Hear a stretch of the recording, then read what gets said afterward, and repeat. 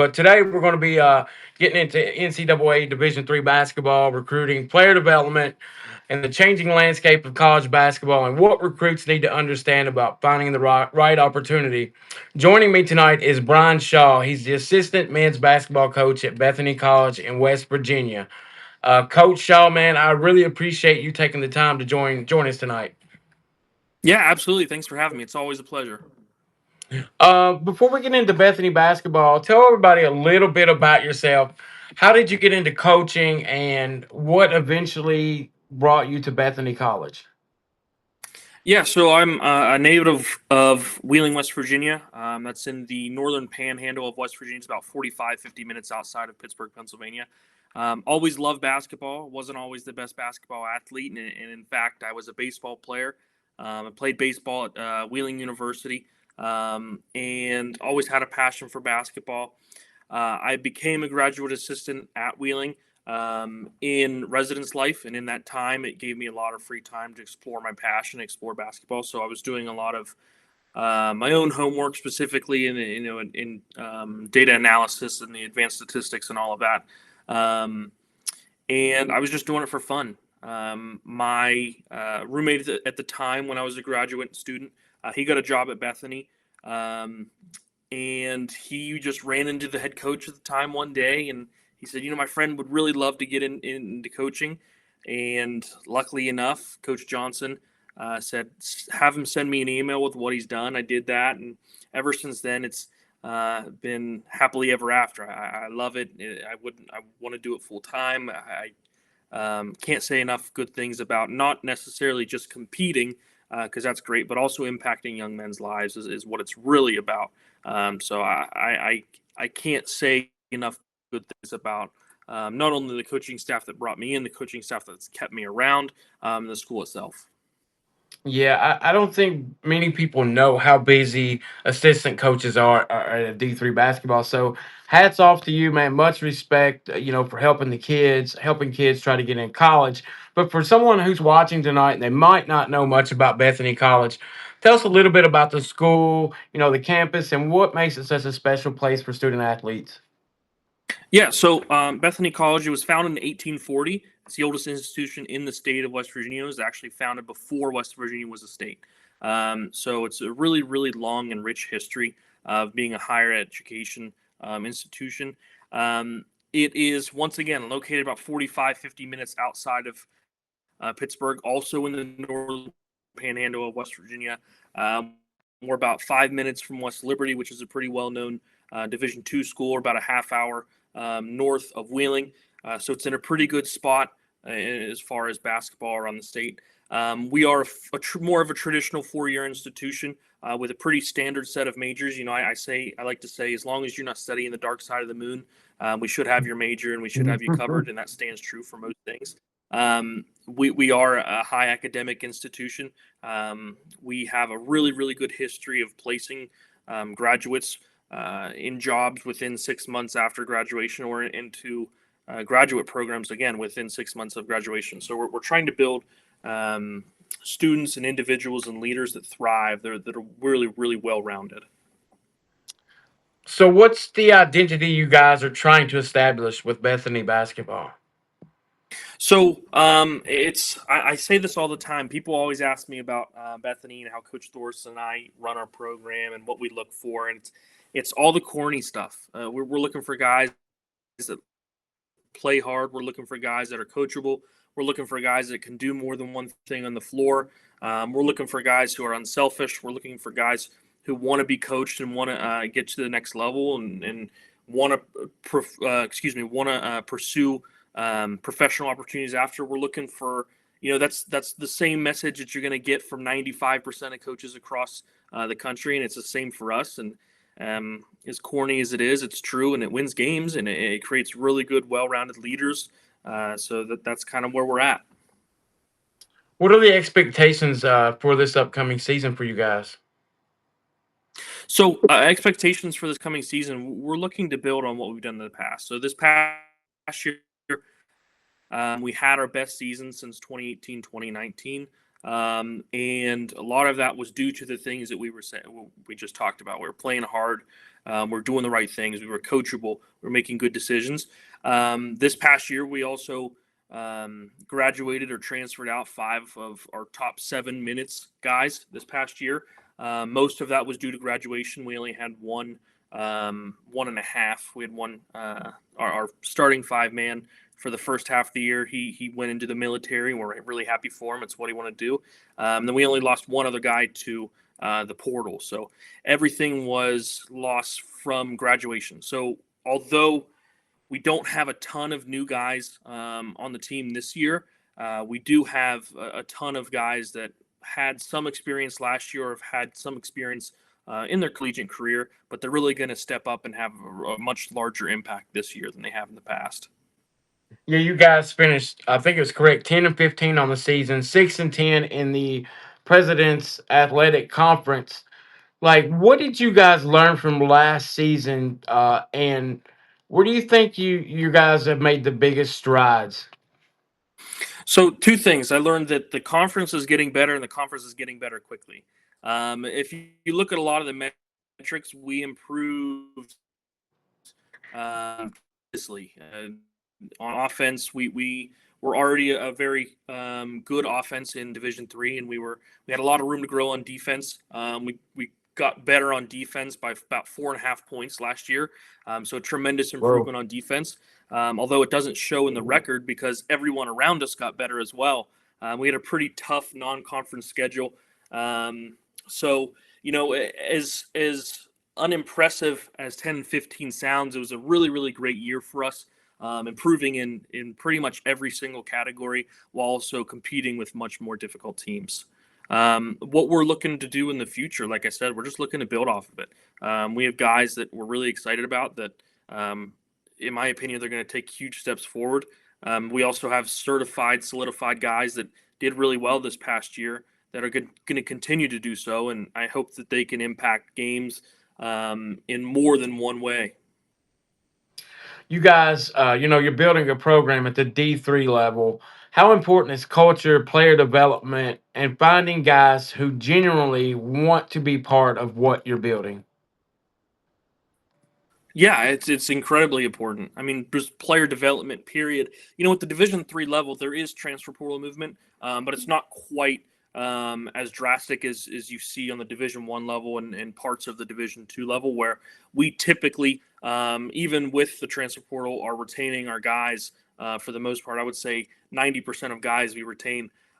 So having the ability to develop them is hugely important. You're going to have guys that might not see much of the floor on day one or year one that are probably going to be starters within the next 2 to 3 years that are going to have huge impacts moving forward. So it's huge, the ability to develop. So, What was the second part of your question? like, you're talking about player development, you're talking about in culture, but finding guys who really want to be part of what you're building, like come in, understand the culture, what you're trying to do, and actually retain them, and they want to be part of the building of the program. Yeah, it's absolutely huge. Those are the guys that build the foundation for championship rosters, and a lot of teams nowadays are built that way, and that's the way that we kind of want to build ourselves in the future. It would be ignorant for me to say that there's never going to be a transfer in with an impact guy. That's going to happen. But what we really want to do with our roster is build it from the ground up with guys that want to be here.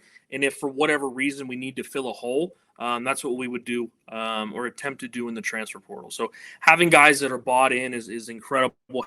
Having guys that are here build culture. I look at culture as two things.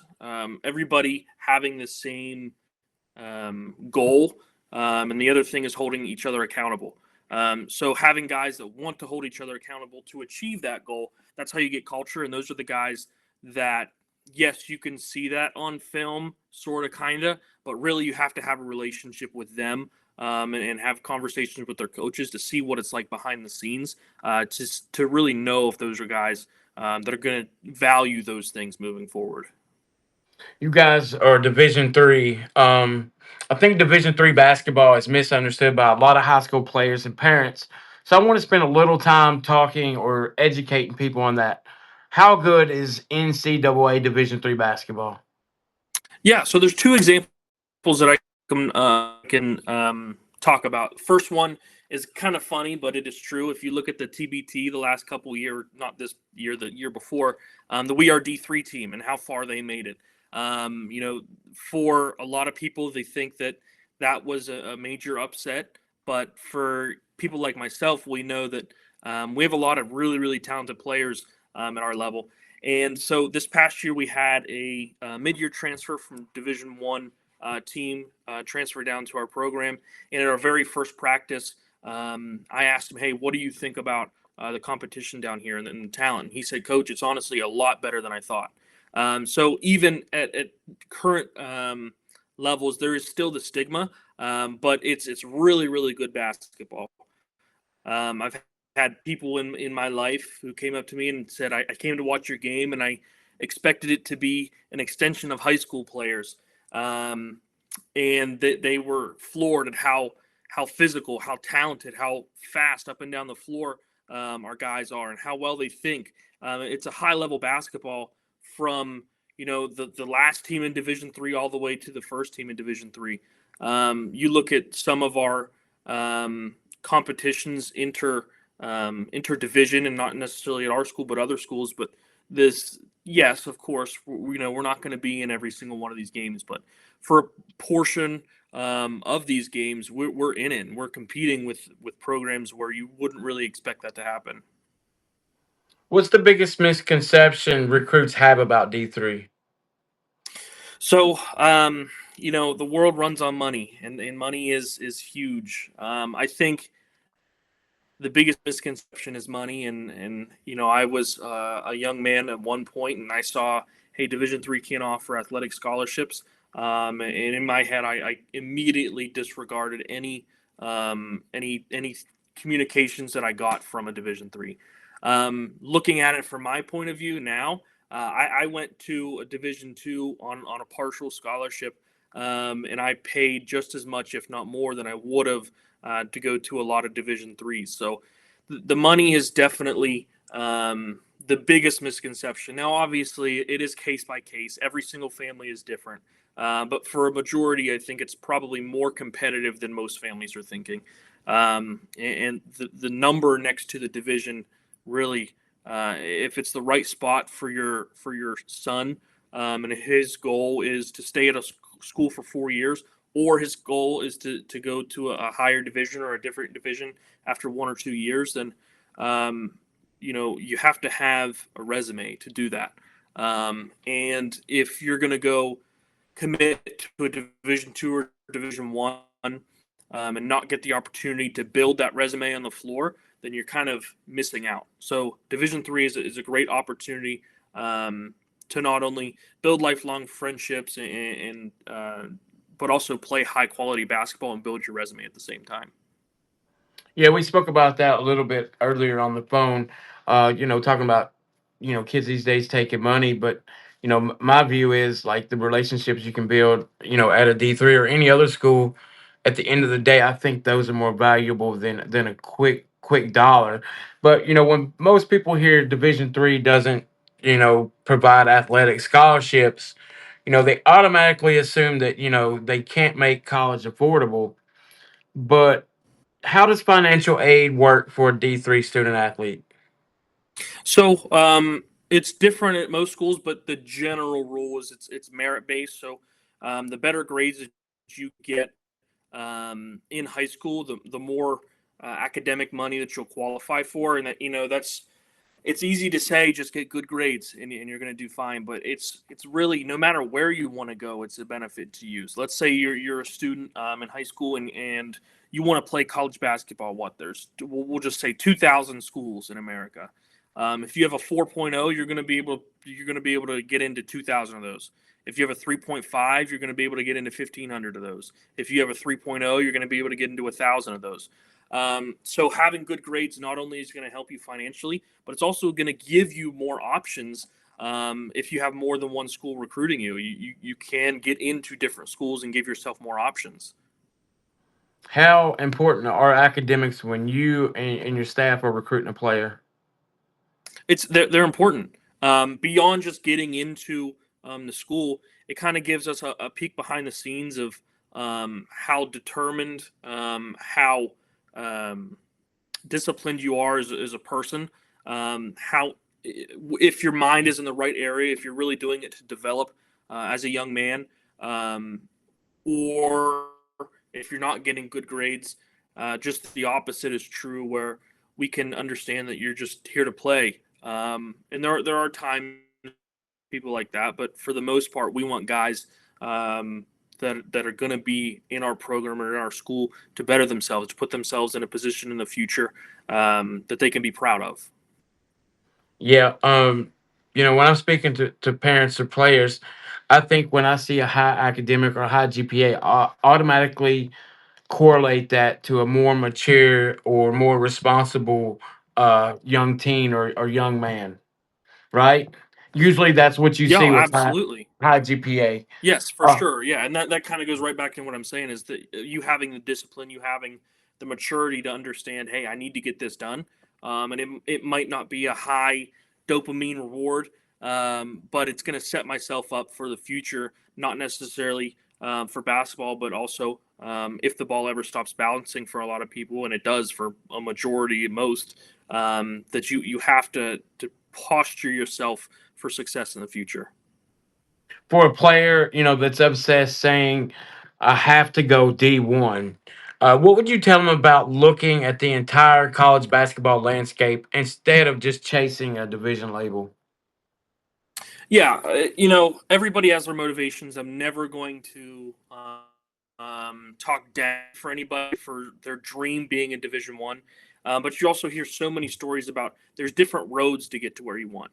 And like I said earlier, um, really building a resume. It's not you have to be in the 0.01% of all high school athletes to not only go to a Division One, but to get significant playing time at a Division One. And it's really difficult. Let's say if you have a coaching change or you just don't quite like the school and at the Division One level, a lot of people go in the portal. If you don't have that resume of hey, this is what I've done, or this is what I can do, then it's really difficult for a lot of schools or coaches or programs to trust you and to want to recruit you into that. So it's not necessarily just hey, come to D3 because you're going to play a lot, but that also can be true for some low D1 guys that probably could have really good opportunities to go Division 2 as well. So really understanding what is you're always selling yourself. You're going to hear me say this so many times. Posturing yourself for success in the future. That's exactly what you're doing when you're getting recruited. Because yes, you can have success at the school you're going to, but you also have to really understand what's important to you, so that way you can make an informed decision moving forward to go where you want to go. And that doesn't necessarily mean, hey, I want to go play 500 minutes my first year. That could mean I want to go to the dream school that's within an hour from my home, where I know that I'm going to get a really good education. And if I can play basketball, that's a plus too. So it's different for everybody. Really understanding your motivations and what's important to you is integral in the recruiting process. What kind of player can thrive in Division 3 basketball?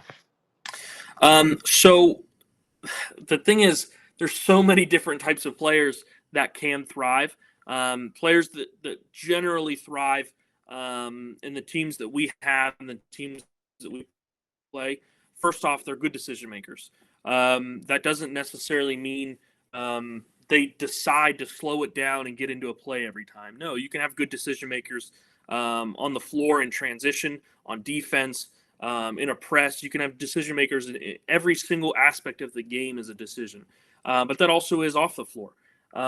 Having good decisions in getting my schoolwork done, making sure that I'm getting the right treatment after a game or practice, having a decision of uh, eating right, not going out every weekend and partying every weekend.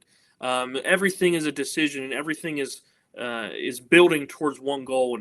And being aware of your teammates, and again, that culture and that one having the one goal in mind is really important, and making sure you're basing maybe not every single decision in your life, but most decisions in your life trying to achieve that goal is important, and it really separates the successful programs from the programs that have talent that just kind of are in the middle of the pack. How would you describe the talent difference between a good D3 player and players at some of the, D2, D1, NAIA levels? Yeah, I think the biggest difference is not skill. We have 40% shooters in Division 3. We have, skill is skill. Yes, of course, there's the 0.0001% that's going to go on to the NBA and be extremely skilled in there. But in my understanding, the two biggest things that are different between a Division 3 player and a higher division would be, I would say it's about a half step to three-quarters of a step to one step faster per division. Um, and not only that, I think just in general, from what I've seen, the court vision is much higher. I mean, maybe not the court vision, the understanding of basketball strategy as a whole might be a little bit higher. Being able to read the tag defender in a pick and roll. There's passes that are made against us when we go up against these Division 1 teams that are, wow, that's a really good pass, and they'll do it 6 or 7 possessions in a row, where we'll see it 6 or 7 possessions in a game. So those are the two biggest things that I would say. But skill wise, strength wise, very very similar. So the new NCAA 5 for 5 rule and the changing landscape. I mean, college basketball is changing dramatically, and one of the biggest topics is the new eligibility landscape. From your perspective, what does the new 5 for 5 environment mean for college basketball? So for college basketball, and I haven't necessarily had to pay attention to the specific wording on the rule, just because it's not a Division 3 rule yet. I don't know if they're planning on doing it or not, but the way, correct me if I'm wrong, it's the 5 for 5 starts when you turn 19, and then you get 5 years in 5 years. So, in my opinion, it puts for the kids that are fringe D1 or fringe scholarship players, um, and have the fiscal ability to take a year of prep or take a year of junior college. It benefits them to get a little bit older, basketball wise. Um, if you have someone who graduates at 17, they have 1 year to play with that isn't going to count against them, where they can get bigger, faster, stronger. Um, when it comes to current college athletes, specifically at our level, I see the ability to go 5 years as a benefit to student athletes in terms of preparing and pursuing their master's degrees. Currently, the 4 years is fine, but we're at Division 3. We're not like Division 2s or Division 1s were, because we can't redshirt people. So if they were redshirting people, they still had the ability to go get their master's degree on that 5th year, their redshirt senior year. In Division 3, we haven't had that. So we the only way that some people could pursue a basketball career, or excuse me, not a career, pursue a 5th year in basketball or a graduate year in basketball, is if they graduated early and stayed at their Division 3. So I think a move to the 5 and 5 um, is, I mean, there's pluses and minuses to everything. You're promoting taking an extra year and possibly having a student pay to go to a school that isn't counting towards their college credits. Now, junior college is a different story, but um, but at the same time, you're benefiting the game as a whole, in terms of you now have more mature players that are playing. The quality of basketball is higher, and you have players that are older. So there's so many ways to think about it. There's no right or wrong answer, but that's at least the way that I see it. You know, this question, just having players potentially, they're going to remain in college longer. That just makes the roster spots more valuable for high school recruits. It's so hard for high school recruits. It was so hard for high school recruits to get into college to make a roster spot.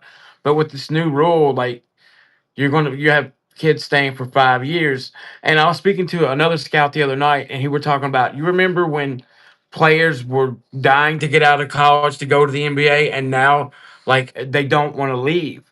So it's hurting the high school recruits because there's not going to be open roster spots for them. So like, what's your thoughts on that? Like the high school kids not getting the opportunities. Do you think this new rule Yeah, is going to I make it think harder? for the 5 for 5, in my opinion, it's going to be very similar to the COVID year, where it's hurting 1 or 2 years of high school players. Once everything kind of regulates itself, and there aren't as many injunctions or anything, where now we're having even more students come back. Once it Mhm. regulates itself, very similar to the 4 year. Um, because in most divisions you're having those guys that were redshirting anyways. At this point, it's just the special one-off cases where a number of players are coming back, but once they're gone, those spots are still going to open up. If you're in let's think about it this way: if you're in high school and there's freshman, sophomore, junior, senior, and then suddenly there's I don't know what you would call a sixth year, but we'll call them um, uh, I don't know. We'll call them 6 years. It's there's one more year where it's tougher for the students to make the team, but then the very next year, it's no different. So I don't see that being a problem as much as other people do. Could you see? I mean, you're going to see more talented players, eventually going to D2, D3, NAIA, those opportunities because, players are staying longer, on college rosters at D1. Yeah, I mean, yeah, that's definitely. I think there has already been some sort of influx in talent.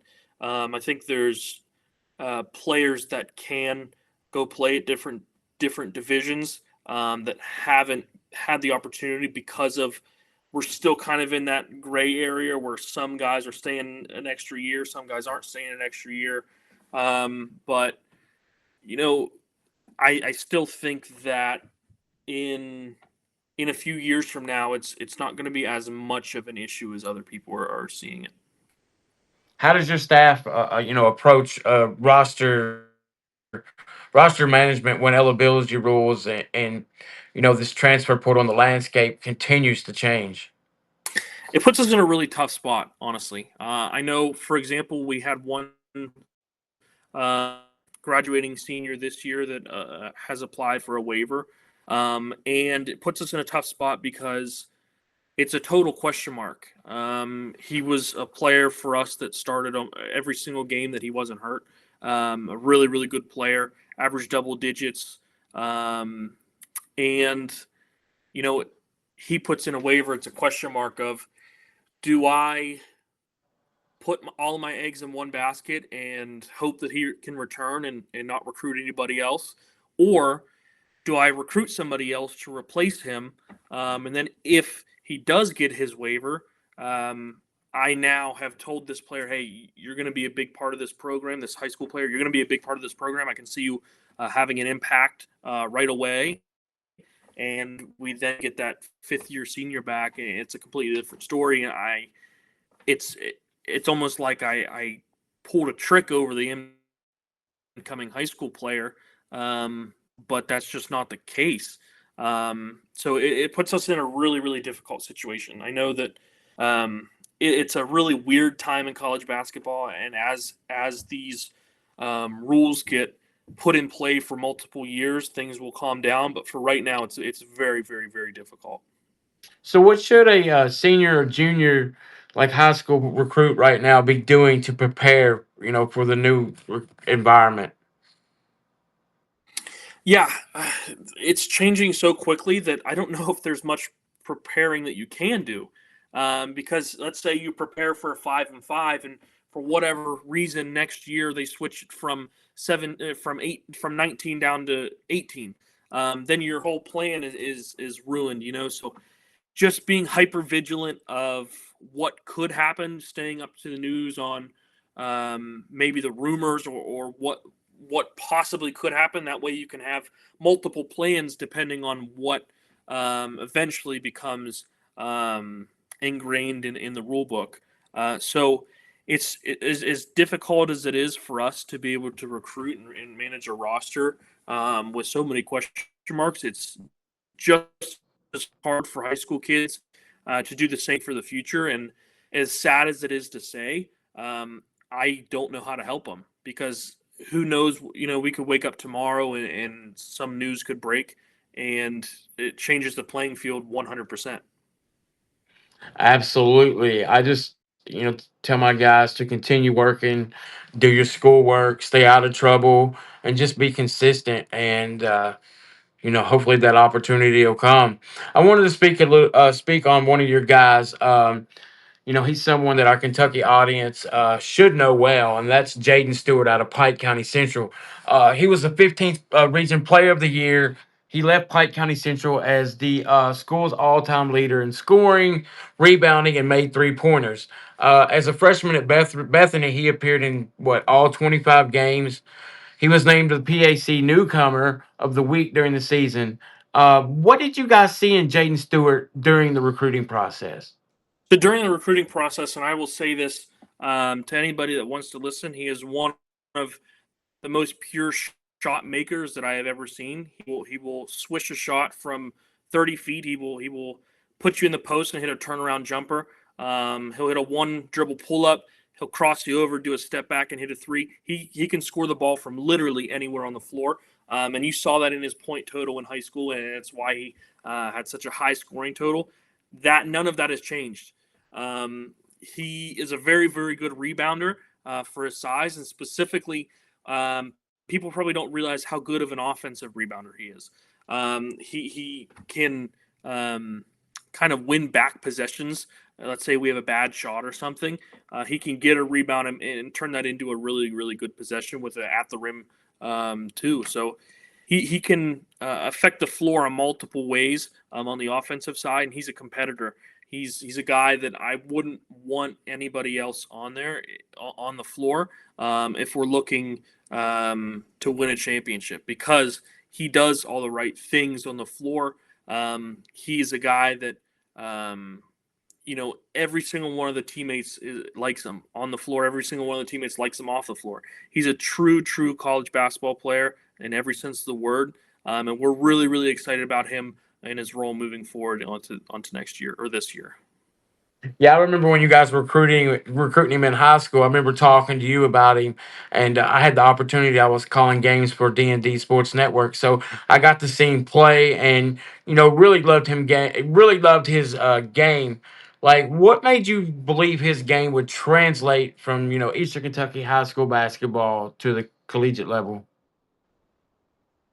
Yeah, I mean, so one thing that I think was really, really important for us is typically, I come from West Virginia, and we don't have guys consistently on rosters that are big bodies. And I can probably say the same about Eastern Kentucky, because it's a very similar part of the U.S. There's going to be guys that are big bodies, but not every single high school team can do that.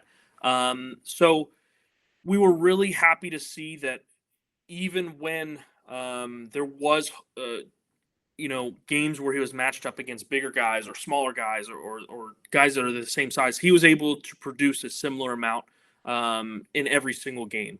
In saying that, we traveled down to the game where they played Ashland. Shout out to Ashland's coach. I have a really good relationship with him. But we watched him play against. I don't remember his name, but he ended up going to Liberty. He was a guard Xander out of Carter. Ashland. Xander Carter. He's Yeah, the deal. Xander. He's the real Yeah, deal. yeah, Xander Carter. Yes, for sure. And even against Xander, he was still hitting his averages. So we knew at that point that he is the real deal. He came up to one of our elite camps. I swear to you, he shot 80% from three on volume that day. He came up again another time in one of our recruit weekends. Same thing, shot the heck out of the ball. So after you see him a few times and you get the same result every single time in different situations, you kind of know. Yeah, just being consistent, right? Like you don't have a sporadic one game you're going to have 30 and the next game you're going to put out two. Like Yeah, exactly. how important is consistency in college basketball? I mean, we're talking about Stu, consistent he was in high school. This past year in college, he had spells where he was really, really inconsistent. Where against W and J, he goes off for I don't remember what he had, but he gets newcomer of the week, and then the very next game, he is having one of those quote unquote stinkers. So it's very, very important, and you would see that. That's why he would play 30 minutes one game, and why he would only play 10 or 15 the next game is we want to ride him when he's hot and when he's not. We're blessed with on our roster a number of other guys that can score the ball in a lot of ways. So those are times where we'll try to give those guys some opportunities to go do what he's struggling with. But that being said, we know that that's not Stu in the long term. I think there was so much growth that Stu was doing and is still doing, not on the offensive side of the ball, on the defensive side of the ball, on in transition, things like that, where I think he was thinking so much because we were asking him to do so much that he had some trouble staying focused on what's him. This year, I think he's going to have matured, and we trust him a lot to go out there and play free. So this is a really, really big off season for him, but consistency is key, not necessarily just for him, but for everybody. It's so I grew up playing baseball. It's similar to you throw a reliever out, and if he walks the first two guys, you yank him. You don't wait. Pretty quick because pitchers are streaky. So it's somewhat similar in basketball. You talked about his expectations for other, Eastern Kentucky kids, West Virginia kids. What can they learn about the way Jaden approached the opportunity at Bethany? Yeah, he. The one thing that I'll say that I love about Stu is he accomplished so much in high school. And the first day he walked on campus, he did not think he was the guy. He approached it with an incredible amount of humility, and it's allowed him to continue working every single day to get better. And if you were to ask me, is he a better player right now than he was 10 months ago? Absolutely. And he's going to continue to do the same thing every 12 months after that.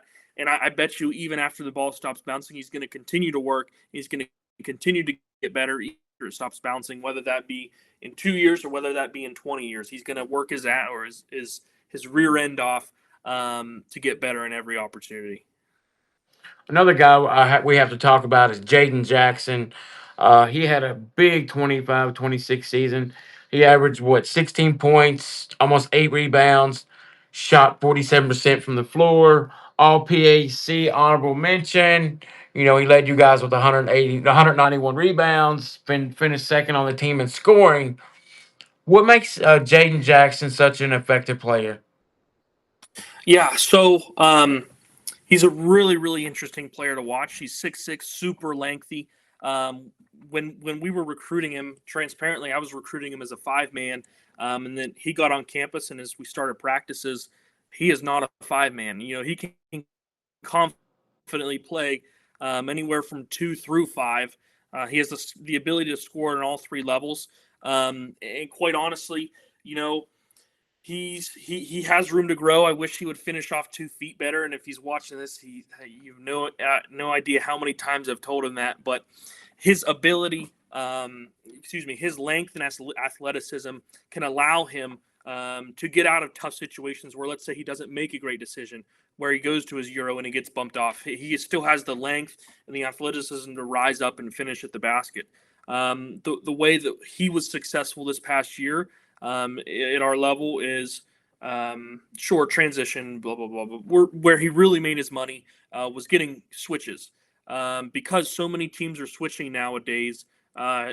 Times the easiest thing to do was just to get him as a screener, just so he can get a small point guard or a two guard or whoever he feels comfortable going up against onto a switch and just letting him work. And he has the ability to score at all three levels. You look at his efficiencies. He's shooting over 30% from three. He's one of our top 2 or 3 foul shooters. He's going to get to the rim. There's not much I can say that he can't do on the basketball floor. He's a really, really good defender. He's actually this past off season he got a lot stronger, which is great. So I'm really looking forward to his year next year, this coming year, and I think he's gonna put a lot of people who might have just thought, oh, he's a good player. He's really gonna impress them this year. At 6'6", he gives you production, scoring the ball and rebounding the ball. How valuable is that versatility to what you guys want to do? Yeah, I mean, so our our program, we try to be as versatile as we can be, personnel depending. So we really only have 3 positions on the floor at any given time. We'll have, and I say 3, but we call it 2. But most of the time, the guard that brings the ball up the floor is probably going to bring it up the floor every time. We don't consider him a point guard. Probably considers himself a point guard. We really only have 2 positions. So we call everybody a guard, and then we call our 5-man a 5-man. He is the true sense of being able to do everything on the floor, no matter where we put him. And one thing that I guess I forgot to mention when we were talking about what we look for in recruits is being able to do more than one thing at a high level. Having a 40% three-point shooter is great, but if he's providing no other value on the floor, then it's going to be hard to find opportunities. So having the ability to do multiple things at a high level is just the opposite. It's going to give you more opportunity to impact the game on offense, on defense, in transition, in every single way. What's the next step for Jackson as he enters this season? Yeah, I think the next step for him is to really take hold of the responsibility of being that guy. Obviously, we have other really, really good playmakers, but if you just look on paper and say he's the of the returns, he's the leading scorer. So he has the great opportunity to not only do what he did, but if we need a tough bucket late, then odds are it's probably going to go to him, unless we have someone who's really caught fire that game. He's going to have to step up and be a true leader. Not that he wasn't a leader before, but we also had a very, very high level point guard who kind of took that role last year in Co Rose, who averaged 18 and 5. So it's his turn. This is his turn, and I'm really, really excited to see how he does. When you're evaluating high school players, recruits, are there characteristics in a guy like Jackson that you're trying, to find in your future guys? I know you guys like Sure, size. absolutely. Yeah, we do. We like size. As I've grown in my career, I am open to guards that are smaller.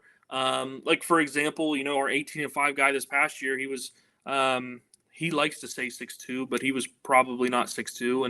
And our guard this year, who was returning, who was I think a 2-time player of the week in the pack, maybe 1 time. He likes to say he's 6 foot, but he's probably not 6 foot. So I'm open to the smaller guards as time goes on, but realistically, size and length and athleticism, like I said, it's like if you think about it like this, I'm going to go back to baseball, but a pitcher can probably get away with 105 mile per hour down the middle, where a pitcher who's throwing 90 probably can't. And if you translate it over to basketball, a guy that's taller and longer and quicker and faster can probably get away with the mental mistake, where someone who is below average in the athleticism department probably can't.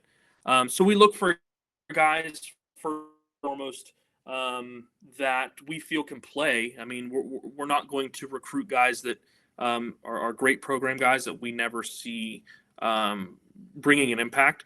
But 1A is, hey, you can play. 1B is how good of a person you are. And I see someone that just joined one of our guys, Drew Blow. Shout out to you. You're one of those guys that we feel that you can make an impact, but also you're a really, really good guy off the floor, and you're going to do really, really good things for us in the future. All right, let's get into something that everybody who follows Pure Prospects wants to hear about, and that's recruiting. When Bethany starts evaluating a high school player, what's the first thing you're looking for?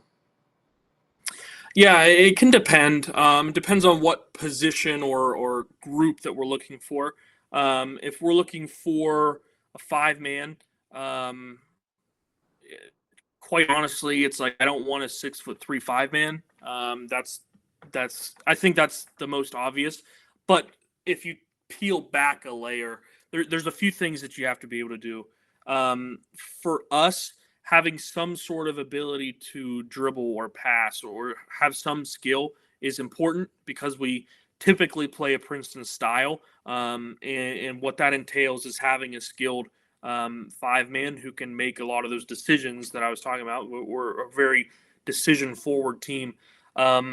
But that's not to say that's not the end all be all. So we, as a program, like to build our game plans around our personnel. So if we are looking for a guy who maybe not be the most successful in a Princeton program, we can flip it on a 180. So I guess there's so many ways to answer that question. The best available, I guess, is the best way to put it. We're looking for the best available players that are going to help us win.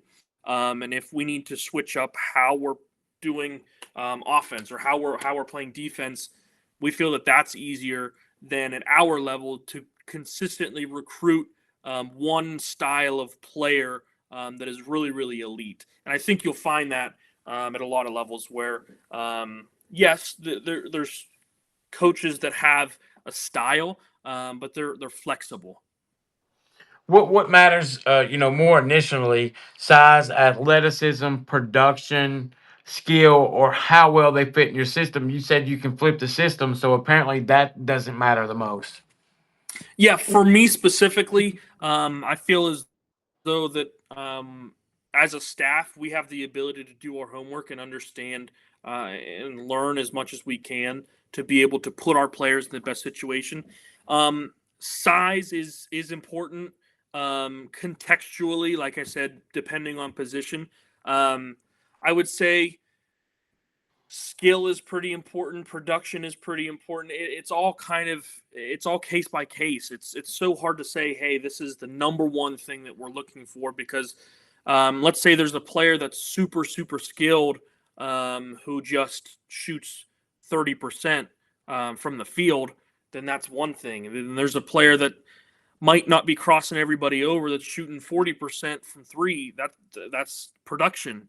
So it's very, very difficult. And quite honestly, I don't when I'm evaluating players initially, I don't have a checkbox saying, is he the best shooter on the floor? Is he the best this on the floor? Taking it within context of what the player likes to do best. We play with a lot of freedom. So this past year, we're the 96th percentile in pace, and with that comes a lot of times where our players are just playing, and we feel that we recruit these players based on their talent, their production, their decision making. Why would we try to hamper that in any way? So we just let them play a decent amount of time. And if you look at the results, we're a very high scoring team, and we feel that you know, there's something to that, I guess we should say. Now, on the opposite end of the floor, we need to tighten it down a little bit and do a little bit better on defense, but that comes with the focus on it. In the past, we were a 70% offensive practice system, and now this past year, we're probably a 70% defensive practice system. So it's there's no one um, there's no one playbook to winning. It's all understanding the talents that's in the room with you and posturing themselves and putting them in the best position to succeed. You can think about the guy that the picture of the man who's spinning 6 or 7 plates at one time, where if one starts to fall, you got to focus on that, and then you focus on a different one. It's not a one size fits all solution to everything.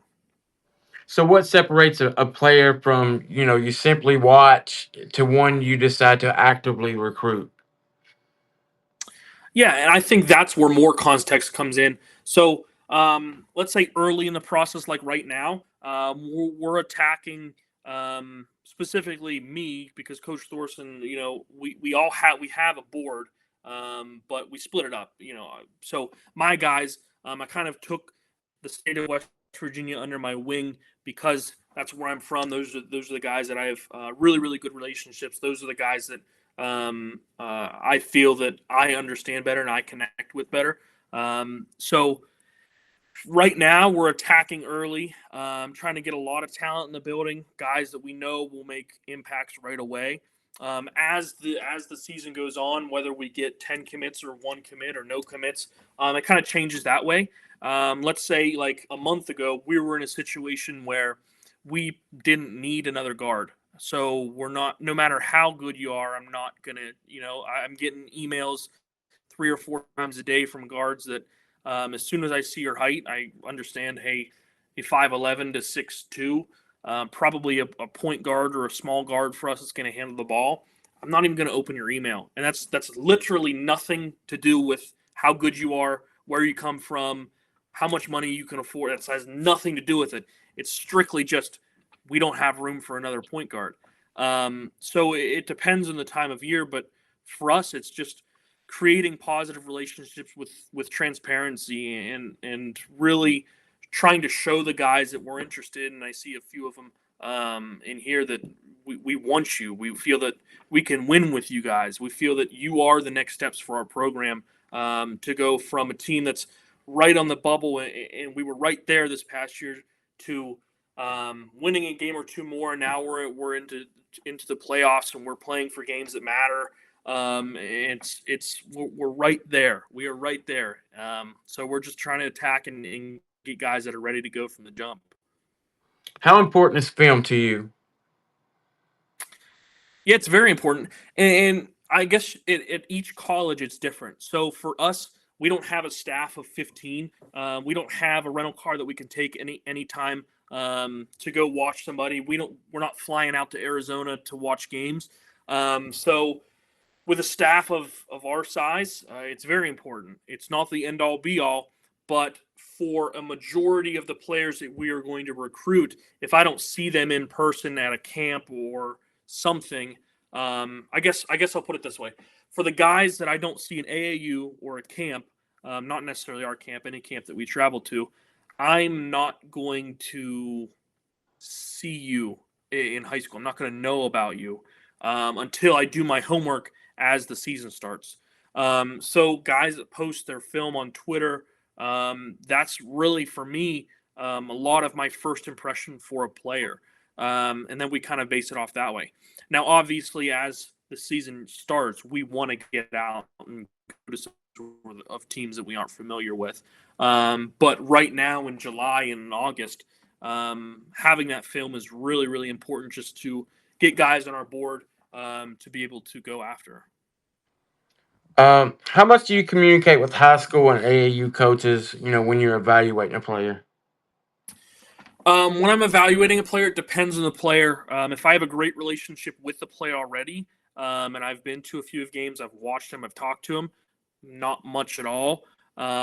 If it's a player that I'm just reaching out to or reaching out about, it's a great way to understand, get the quick picture of, hey, is this a good kid or is this someone I should stay away from? Typically, as those relationships move forward, I tend to talk to the coaches less and less.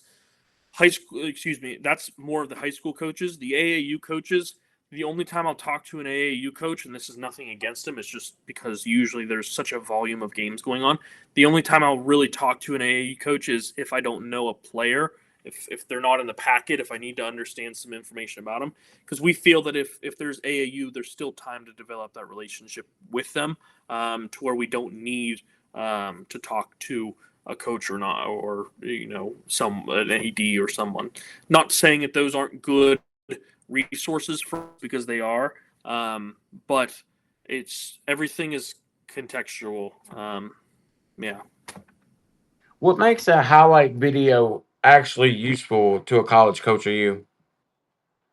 Yeah, I would say diversity. I don't want to watch a video of you shooting 33 pointers. Um, I want, if you're a shooter, show me one or two clips of you making a shot early. I know everybody likes to start their clip tape with a dunk. Yes, that's fine.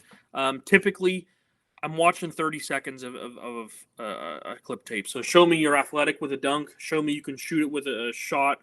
Show me you can pull up dribble with a shot. Show me you can pass the ball, which is really, really important. But the thing that nobody ever posts, unless they're a five man, is they never post defensive highlights. Show me that you can lock somebody up. Show me that you can steal the ball. Show me that you're making a one more pass. Show me that you can do the little things. Show me you can make a defensive rotation and get a steal or a block or quite honestly just wall up and cause a miss. Those are the things that are going to separate a guy immediately and say, this is a guy that's got it figured out. He does a lot of the right things on the floor, versus someone who is, hey, he seems pretty talented from his highlight tape, but we really have to take another look at the live film to understand whether we want to recruit him or not.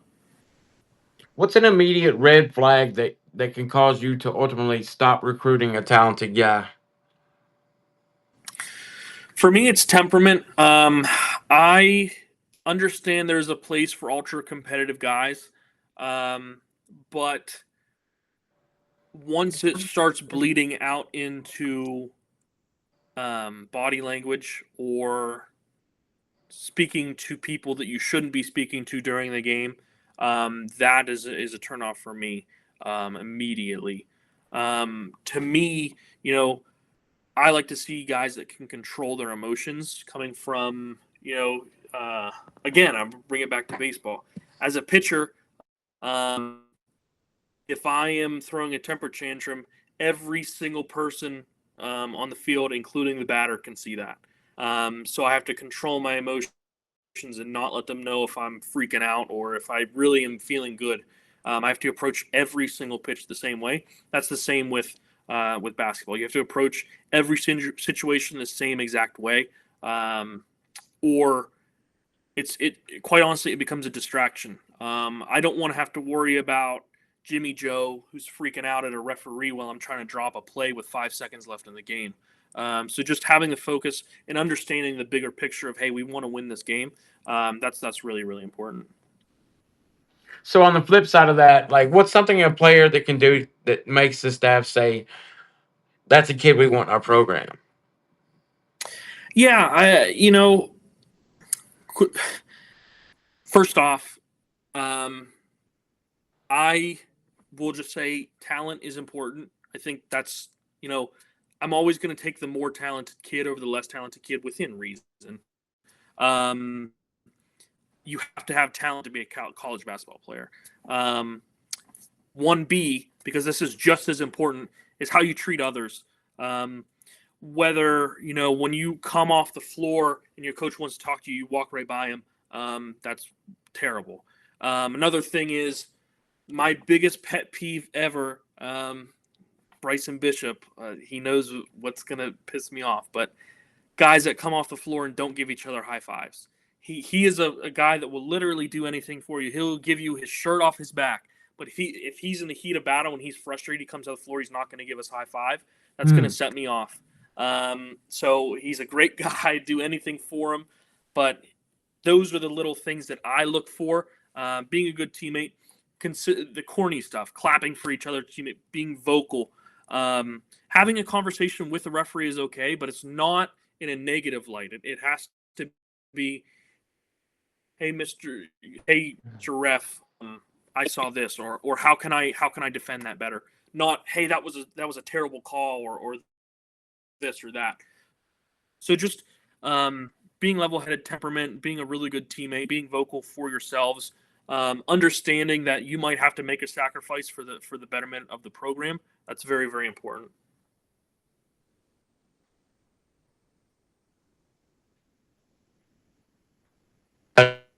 No, I don't want to happen. Coach had some technical difficulties.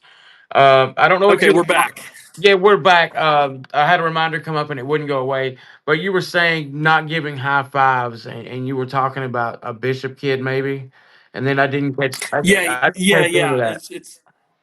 that. It's one of my favorite players that I've coached. So it's all love at this point. But one thing that really bothered me was when he would come off the floor and not give each other high fives. That type of stuff. So um, when a player can be for others, when he's being clapping, when he can have a conversation with the referee and it not be negative, where I don't want to see you say, hey, Mr. Ref, that was a terrible call. I want to see you walk up, have a level head, and say, hey, Mr. Ref, how can I defend that better to where I don't foul? Just understanding that there is a larger common goal that we're trying to achieve, and putting your mindset for that. So some recruiting advice for players and parents. What should a player do if he or she's going into their senior year and does not have an offer yet? Don't freak out. Stay on course. Everybody um, has their own recruiting strategy, and that's good. But I can tell you firsthand that I and we as a program have guys that we plan on offering, that we just haven't yet. And that's not to say it's not going to come. But for example, we have guys that are coming on visits. We have fall student move in just happened. I work full time at Bethany, so there's 1,000 things going on at once, to where we can't just drop everything, and give every single kid that we want to offer an offer straight up. But also that is our high. If one of them, let's say we're looking for one for the 27 class. I don't know how many we need off the top of my head. Let's say we're just looking for one, and that one priority guy commits to us, then we don't need to send out an offer. So it's not anything that the players are doing wrong. Still continue to put your film out in as many ways as possible. Continue to reach out to coaches. Sometimes it's not you; it's just the situation of where the program is at and what they feel is best for the program. And offers will come. The worst thing that can happen is if you want to play college basketball, you're going to find a program, because there are enough programs that are willing to take guys, even on a development team like we have. We're going to find guys that want to play college basketball one way or another. So that's really, really important. Just stay the course. If you're determined enough and put yourself out there enough, you will find a place. How important is finding a school where you're actually wanted compared to just chasing the biggest logo you can get? Yeah, again, it's posture yourself for the future. If your goal is to ride the bench at high major Division 1, and that's what you got, go for it. I'm never going to um, be a downer on someone's dreams. If that's what they want to do and they're perfectly happy doing it, great. But if your idea is to play at the highest level, and you're juggling, hey, I have this offer from this Division 1 school versus I have this offer from a high level Division 2 where I'm really going to have a role. Um, that that's a very important decision, in terms of understanding what the worst case scenario in each thing is. The worst case scenario at the Division One is you never see the floor. The worst case scenario with the high level Division Two, where you're getting immediate impact, is you got to play basketball right away, and maybe you weren't as successful as you thought you would be, but you still gave yourself a shot. And the other way around is if you are super successful as a freshman and you get some playing time in a Division One, great. If you're super successful at a Division Two and you transfer in your next year to a Division One and get playing time, you're at the same level. So there's two ways of doing it, but at least in my opinion, you're betting on yourself if you go for the option where might not have the most vanity, but you're giving yourself the best shot to get where you want to be. What role do you think parents should play during the recruiting process? I have conversations with parents all the time. In 95% of cases, I would say I want to be the person to approach the parent. I very, very rarely, and honestly, quite off the top of my head, I can't think of a situation where I would want a parent to reach out to me first, but I want to leave the 5% just in case there is one. Um, I think the role of the parent with the student athlete is more internal. In terms of the athlete needs to be as transparent with the parents as possible about what his or her priorities are, and the same goes with the parent to the student athlete. If I'm a parent and my student is looking at a school whose tuition after financial aid is 80,000 and I can't make that work, I have to be transparent with my student.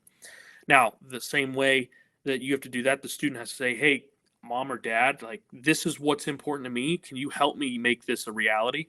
Um, and at 16, my brain was not fully developed. At a certain point, my parent had to look at me and say, "You're being stupid. Like that's a really stupid decision. You need to rethink your decision making process for this reason or this reason or this reason." So it's really in a supportive role, in a transparency role, having the trust between one another to get to where you want to be, but not necessarily in almost zero circumstances do I want a parent to reach out to me about their player, because it just puts me in a really, really tough situation, because then in a lot of cases, I have to have a tough conversation with either that parent or that student that isn't necessarily the most productive. What advice would you give families like trying to determine whether a college coach's interest is really genuine? Yeah, it's a tough one. I can't speak on other coaches, but I can speak on me. I think it's pretty clear, if we want you here, we're going to make an effort.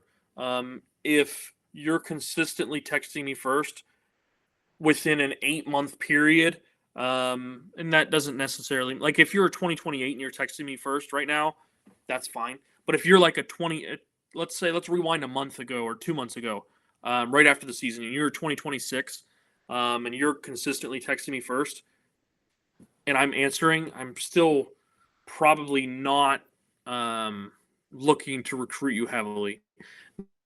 Now, right now, for example, there are times where I'll have 27s that were super, super interested text me first, and that's no problem, because I'm also reaching out to them just as much. I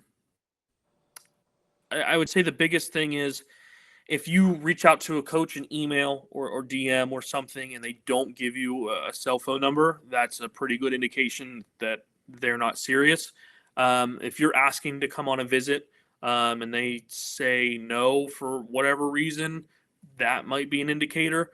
That doesn't necessarily mean, like, I had a conversation today with the recruit where he wants to come on a visit, but we're just too busy right now. And I didn't say no, I don't want you to come on a visit, but I said maybe a little bit later in the fall. That's a different scenario where we're still interested in that player, but the timing isn't quite right. But I think at this day and age, people are so well connected and understand um, cues between communication so well that it's in most cases it's pretty clear, if you take your bias out of what you want to be happening, that you'll be able to understand what is happening. So when you invite a recruit to campus, what are you trying or what are you hoping to learn about that player during the visit? So in most cases, we have a relationship with the recruit already. Very, very rarely, unless it's a player that we just found out about and are really, really interested in the player, will we invite them to a visit within the first um, conversation or two.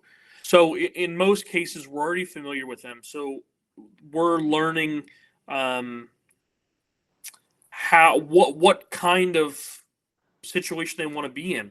At Bethany College, we were about 45, 50 minutes outside of Pittsburgh, just about 2 hours outside of Columbus, about 4 hours outside of Baltimore, 3 hours south of Cleveland, just over an hour, I would say, outside of Youngstown. So there's a bunch of stuff around us, but the town of Bethany itself is pretty secluded. So we understand pretty quickly if a player is uncomfortable, just by reading their body language with the surroundings.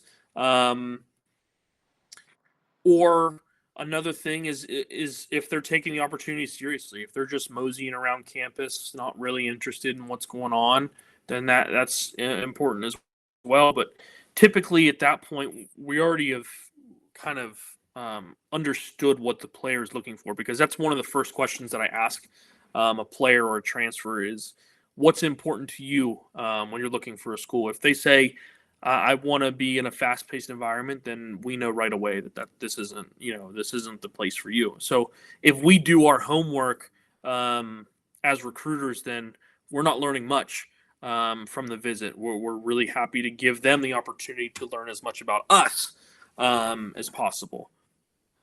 What questions should recruits be asking when they come on campus? Yeah, one underrated one I feel is what do you expect my role to be?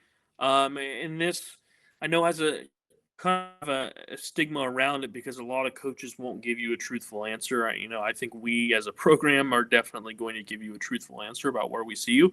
That is a question that I feel should be asked. Um, you know, like I said, as if I myself as a recruiter am doing my job, I should have already answered all of those questions that they have before they come on a visit. Um, it all goes back to understanding what you feel is important as a student. Whether that be, hey, do you have my major? I guess that's a pretty standard one that usually is asked first. But sorry, let's go with um, what what is what is the workload of your students inside of the season versus outside of the season, because I want to make sure that I'm getting straight A's or something like that. It's truly whatever the student feels is important. I mean, I'm not going to judge you for academics being your number one priority. I'm not going to judge you if you want to go to a city and a school. Excuse me, go to a school in a city. It's really what the individual feels is important. Let's finish with some rapid fire. What's the most underrated quality in a recruit to you? For me, the most underrated quality is also the most overrated quality. It's the ability to shoot the ball. If you have a guard that can't shoot, then it's going to be very, very difficult for you to make a roster or make an impact on a team. I know that's kind of the cop out answer, but that is the truth. Best evaluation tool: high school basketball or AAU basketball? I am a firm believer that AAU basketball 90% of the time is total gobbledygook. If I wanted to understand if you can score in transition, then I haven't done my job right. A big part of evaluating players is seeing how they respond in situations where the defense probably knows some sort of what's coming, and their ability to prepare for it. Scoring in the half court is hard. That's why we don't try to do it at Bethany. So um, I'm never a fan of AAU. I think it makes no sense to play AAU until the summer of your junior going into your senior year. So I am against most things AAU. Yeah, especially now with it's so hard to get a roster spot. It seems like one family that I spoke to, they spent over $20,000 in 2 years playing AAU basketball with no contact from college coaches or anything, and that's a lot of money that could go towards their education. So, like I think you should be more effective when you're playing AAU basketball. What is one thing every highlight film needs? Defense. I said it earlier. There's not enough films with defense. One things recruits should stop doing when they contact coaches. This is going to sound silly, but I get a good many emails every single day from students who are looking to get recruited. And I'm going to read the first sentence, maybe the first two sentences. I don't, it's probably different for each coach, but I'm not interested in reading your paragraph about why you want to come to my college, because quite honestly, you probably just looked up what to say and changed it for every single email. I'm super interested in Bethany College. I really think that what you guys are doing this past season was great. No, I'm not going to read that. I'm not interested in that. Just the most important thing is in the subject line or whatever. Make sure we understand your position, your year of graduation, and maybe one other important note about you, maybe your height or your weight or something, and then the video, and then your contact information. We will be able to vet you if we feel that you're a good fit for our program without reading that silly paragraph that probably took you longer to type than will ever be worth. Skill you wish more high school players worked on. Spacing, that's not an individual skill, though it does have some individuality to it. The game of basketball as you grow older and into higher leagues is spacing, spacing, spacing, spacing. Not necessarily just going 5 out every time, but understanding the difference in spacing or manipulating spacing, such as if you have a big that's down low that's posted up and you're on the opposite side, you might want to lift up some more so it's harder for the help defense to go double on the so it's just spacing. Understanding spacing is really, really important. What's harder to find, shooting, size, or toughness? Um Not shooting. Majority of players can shoot nowadays. Size and toughness, that's really, really difficult. I would say size. Size is probably the most difficult because you still have a good many football players that are coming over to play basketball at some point. They're super, super tough. I love recruiting football players, but size is difficult. If it wasn't difficult, you wouldn't have every single school in our radius reaching out to you at the end of the season looking for size. Yeah, everybody. Even I just had a prep school guy reach out and he's like looking for 6'8" or plus, and my reply was, "Everybody else is too." Yeah. So it was just like, okay. What wins at the D3 level? Um, the corny stuff, communication, hustle, buying in, one common goal, shooting the ball, rebounding the ball, playing defense, um, being unselfish. That wins at the Division 3 level. I think guards win at the Division 3 level. I think bigs win at the Division 3 level. It can be anybody in the floor, but as long as everybody has the same common goal and they're willing to do everything for it, that's what wins. One word describes Bethany basketball. I'm gonna go. Um, Probably one word. Building. We did a really, really good job this year of setting the foundation of what we want to do under Coach Thorson. This was his first year, and we had a successful year. But we're also looking to reload and continue that momentum forward to get Bethany back to what it has been in the past and win some PAC championships, get onto the tournament, and win some games in the tournament. Coach, we have players, parents and coaches who watch this show from Kentucky, West Virginia, and around the region. If there's a high school player watching, right now who believes, they can play at the collegiate level, but hasn't got the attention, they expected or think they deserve, what would you tell them? Really take a step back and evaluate your effort to market yourself. Because at the end of the day, there's there's what 7, 8 eyes in this program looking for a player, and there's hundreds of thousands of players out there. So really understand that if you're not posting stuff, and it's as an athlete who was in college once, I didn't want to post anything about myself with my stuff, but it's necessary to get to where you want to be. Shamelessly plug yourself in every single opportunity. If it's really what you want, like I said, you're going to eventually find a home. Coach Shaw, I appreciate you for joining us and giving players and families a look inside of Bethany College basketball, Division III basketball, and the recruiting process. Make sure you follow Coach Shaw and Bethany and what they're building this season. How can we find Bethany basketball? On social media. Where can we find you guys? Yeah, so we have a Twitter and Instagram. I think it's Bethany Basketball WV is the tag on both of those. And we'll update that before games, pretty much all the time, as much as we can.